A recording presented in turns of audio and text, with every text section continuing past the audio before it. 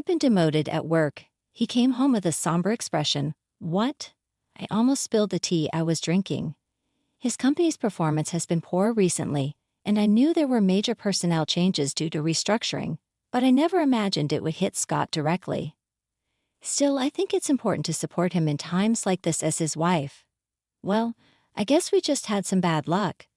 Times are tough, and I'm working too, so don't worry, I responded cheerfully. My name is Catherine, 50 years old. Currently, I'm working full-time in the back office. I live with my husband Scott, who is 2 years older than me, my high school sophomore daughter Julia, and my 72-year-old mother-in-law Ethel. Well, Ethel and I don't always see eye to eye, but since I'm working outside the house, we only see each other when I'm home, so I've decided not to worry about it. I told my daughter, your dad is a bit down because of the demotion, but try to act normally around him. However, Scott started to vent his frustrations, and that venting, well, it's often said that people vent their frustration on those closest to them, those they trust most, and indeed, all of it was directed at me. The next day, as I was cleaning the hallway during my day off, he passed by and suddenly said, "You've put on weight since we got married, haven't you?" Who? Well, I am 50 after all. Even the gynecology pamphlets say that women tend to gain weight around menopause. But according to my company's health checkup, I'm not overweight, I replied. Then he said, forget the health checkup. Your figure is too unsightly. You're just being lazy. If you're overweight, I'm embarrassed to be seen with you and your barrel-like figure. I was at a loss for words when my husband suddenly said such a heartless thing. Then he said, ugly, and locked himself in his room. What? What's happening all of a sudden? I pinch my own side. I can pinch it. When I pinch it with my thumb and forefinger, it fits snugly with the curve, and I can tell that I've gained more than enough. But why now, all of a sudden? I felt as if I had been pierced by an arrow that had come flying at me out of the blue. So much so that I forgot I was holding the magician wiper in my hand. It was that much of a shock. The wiper slipped from my hand, clattering loudly as it fell onto the hallway floor. From that day on, Scott's attitude towards me became increasingly harsh. To make matters worse, my mother-in-law seemed to have listened to that weekend's argument, and she jumped on it. Then the power doubled. As I was climbing the stairs with a laundry basket, intending to hang the clothes, my mother-in-law descended from the second floor.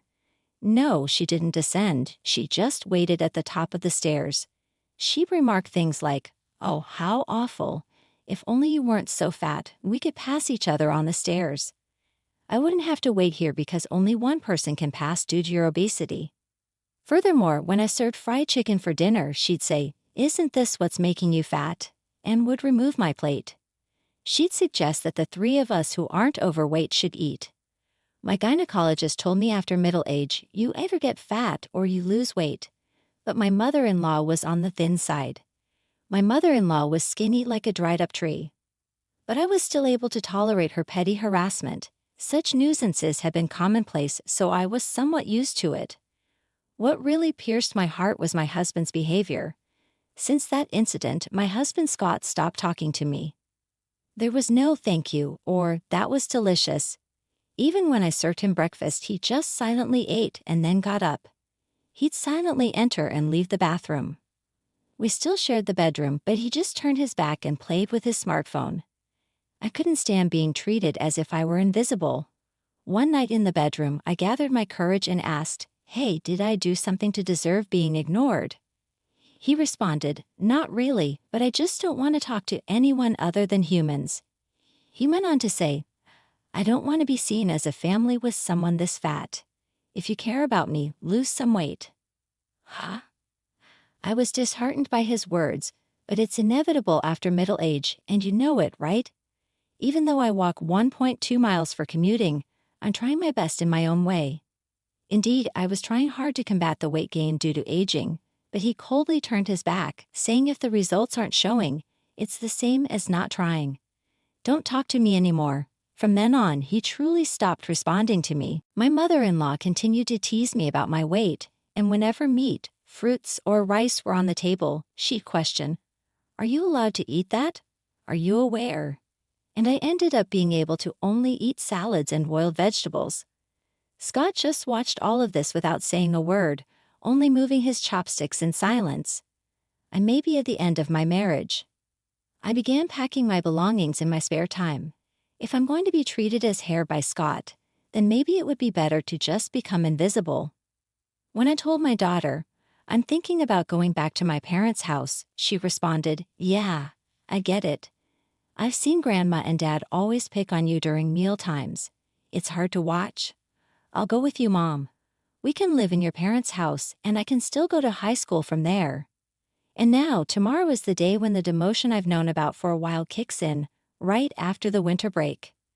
Scott came over with a smile, saying, "Let's have a drink, everyone, just this once." Starting tomorrow, the life without subordinates will begin for him.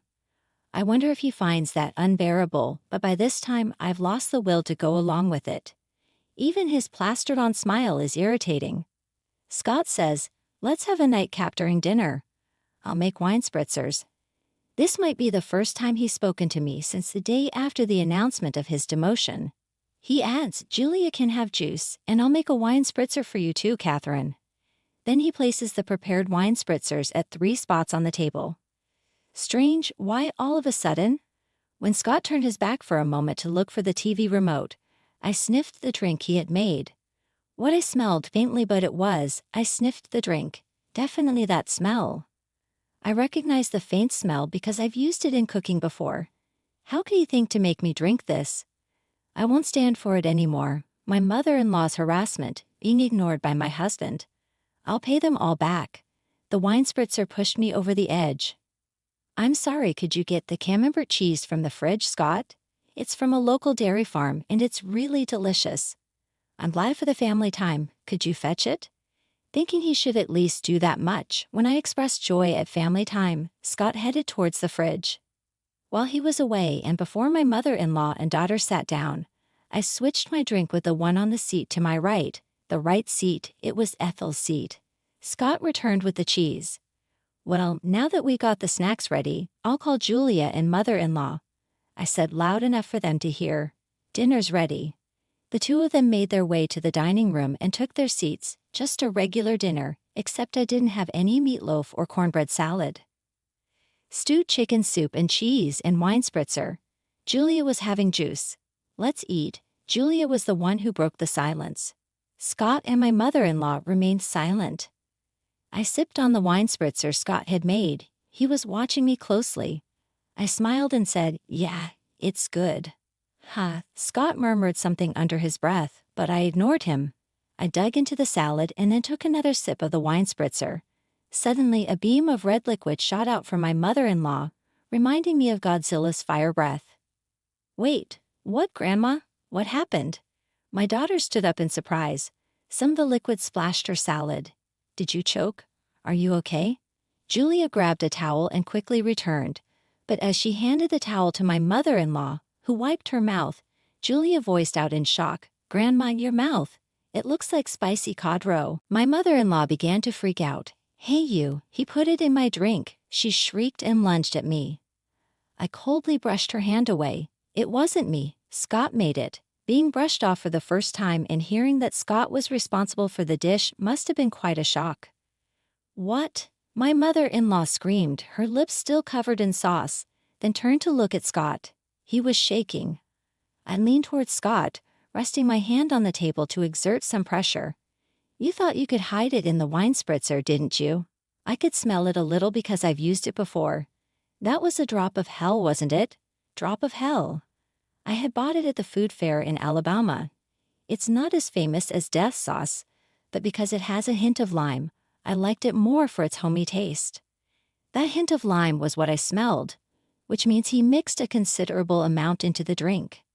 My mother-in-law must not have noticed due to the smell of the wine spritzer or thought the lime smell was part of the flavoring. That's probably why she drank it. But regardless, this was a seriously malicious prank, extremely vicious. "Wait, Dad did that." Julia wore a shocked expression. I actually intended for Catherine to drink it," Scott confessed. "You should exchange it with yours," frothing at the mouth. Mother-in-law is also out of line. As soon as she found out it was meant for me, she wants to push it onto me.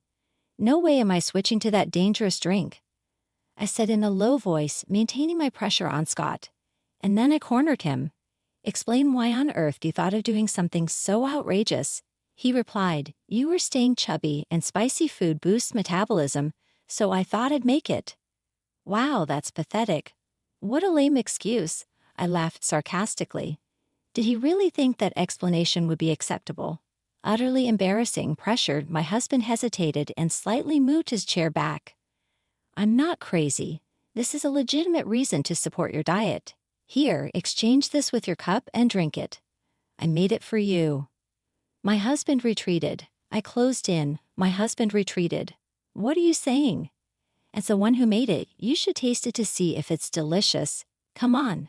When I got up, I took the cup containing a drop of hell in front of my mother-in-law and threw it in front of my husband. I put it aside, then I moved my face closer again. After ignoring me and treating me like air for so long, did you think I would honestly drink something you said you would make with a smile out of the blue? Didn't it occur to you in your empty head? Isn't it too childish? Come on, taste it. As the one who cooked it, you should take responsibility. I slammed the table. At that sound, my husband, thinking he could escape with a little more backpedaling, stood up from his chair and backed off. After a tense silence, a quiet voice spoke. My husband and I turned to the source of the voice. The voice came from our daughter, Julia. Julia started to speak as if she was squeezing out the words, taking your frustration out on Mom, who supports you the most when things don't go well at work, and repeating cruel treatments. This is like a childish prank. I might not be supposed to say this to my parents, but it's too childish and unbearable to watch. Our daughter stood up too, and she continued, facing her father, is it wrong to be overweight? Mom wakes up early and walks to work, and she also brings lunch, so it's not like she's not trying. Then she turned to her grandmother, and you're going along with it, taking away my mom's dinner like fried chicken. What Grandma is doing is like middle school seniors and juniors. It's embarrassing. At those words, a flustered Ethel began to make a confused excuse. That's not it. I'm just worried that Julia's mom won't gain any more weight. She must want to be seen favorably by her granddaughter. In fact, Ethel liked Julia. But this time, Julia was harsh. Compassion is something that is conveyed to the other person. It hurt to see Mom's dinner. Despite Mom looking sad, I wouldn't call that compassion. Mom hasn't had any issues in her checkups, but still taking away her side dishes is just mean. Ethel fell silent, and another thing. It seemed Julia was done talking to Ethel for the time being. She turned back to her father. To her father, Mom goes to the gynecologist every month and keeps herself active, but despite all that, Dad just ignores her because she's put on some weight. What's his deal? That atmosphere he creates by ignoring her makes the house feel so tense. Can't he see that? Even Colonel Sanders and Aunt Stella from the cookie ads are plump. There's a term called happy weight, you know? If she gets older and becomes a lovely grandmother like Aunt Stella, I'd be thrilled. When I have kids and she's become a grandma, wouldn't it be great to say, Mom, you've come to some happy weight, and laugh about it? That's my dream. Could you please not ruin it for me? Her gaze was cold as ice as she spoke matter-of-factly. However, her words warmed my heart like hot milk to go with cookies. It's a pathetic sight to see a father scorned by his own daughter. And one more thing, she directed her words at her father. If you're going to ignore someone because of the weight gain due to aging, you should realize that with your thinning hair, you could easily be overlooked yourself. The tension was palpable at the dinner table. Her biting words had brought a chill to the living room. It felt so cold. You'd think that even a banana would freeze. It seemed she had said all she wanted to. After sighing, she turned to me. That's enough, Mom. It's time to let it go. It will be better for you. Her words took me aback. It would be better if I let go. That's right, you should let it go. As I said earlier, my dream is to see you holding my child, saying you've gained some happy weight and laughing. For my sake, I want you to be happy because that's part of my dream. So please, let it go, be happy, and fulfill my dream. Her words filled my heart. Every single thing she said made me so happy that I didn't care about being ignored by my husband, the fat shaming from my mother-in-law, or the drink issue. Warm tears streamed down my cheeks. Yes, you're right. My vision blurred up with tears. Hurry up, Mom. She patted my back and gave me a gentle push. Oh, okay. I went to the kitchen and brought back a document I had been hiding for some time. What? My husband let out a startled exclamation. After about a month of being ignored, I started thinking, I have my bags packed. Let's each go our separate ways. I presented the divorce papers with only my name written on them. I just wanted you to lose some weight. If you had slimmed down as I asked, I would have been content. I only realized it was venting after Julia pointed it out, but since you didn't lose any weight, I thought I'd torment you more. I didn't mean for this to. I didn't expect this to happen. My husband began to panic. It's on those who didn't notice until things got serious, and what they're so upset about is incredibly childish, my daughter Julia retorts sharply. Living without her adorable granddaughter is no joke for my mother-in-law, it seems. In a panic, my mother-in-law Ethel interjects, Hey, Julia, you want to keep living with us, your grandmothers, don't you? In a voice as soft as stroking a cat. To this, Julia says, I decline. I don't want to breathe the same air as people who act like middle schoolers anymore, shutting down Ethel's plea. Oh, hold on, okay. I got it. I'll taste it as you say. I'll take responsibility as the one who cooked it. Scott picks up the glass placed before him and gulps it all down at once. Just like Ethel earlier, Scott spews a stream of the red liquid from his mouth, resulting in a striking set of lobster-like lips. There, see? I took responsibility, right, Julia? Julia takes a picture of both of them with their lobster lips on her phone and says, Both of you, so lame. Mom, let's go, before exiting the living room. Yeah, I decide to follow her. So what's left behind is a dinner table splashed here and there with wine cocktail mixed with a drop of hell and a husband and mother-in-law with red lobster lips. I return to my parents' house with Julia. When we explained the situation at home, both my mother and father were furious and went to confront Scott and Ethel. They brought back the divorce papers and I ended up getting divorced. My ex-husband Scott has hit rock bottom in his career and ended up spending his remaining years without any significant achievements. Apparently, he had a habit of ignoring things he didn't like even with his subordinates, and that led to his demotion, which I heard about just recently. On the other hand, my ex-mother-in-law Ethel, who had been difficult and rarely went outside, seems to be stuck in a stalemate in a two-person household. Eventually, I got a call saying, If you and Julia were here, it wouldn't be so stale. This is proven by the 17 years since Julia was born, and we lived together. Please come back. I'll stop ignoring you, but there's no way I'm going back. Better gain weight while you can. Once you have grandchildren, you'll have more physical work to do. My mother jokes with a smile. That's true. Today, as always, I'm walking to work. On the way, my boss drives by and stops the car, offering, Want a lift? No thanks, I'm on a diet. Just get in, Catherine. Yes, I found a new boyfriend. Both of us have been divorced once, but because of that, we've both been through a lot and understand each other well. Dieting is good and all, but it would be a problem if you're late, he says while driving. I've never been late before, I respond, puffing up my cheeks. He glances my way and prods my puffed-up cheek with his finger. Give me the time you saved by riding in the car today for our conversation, he says, ever the talkative boyfriend.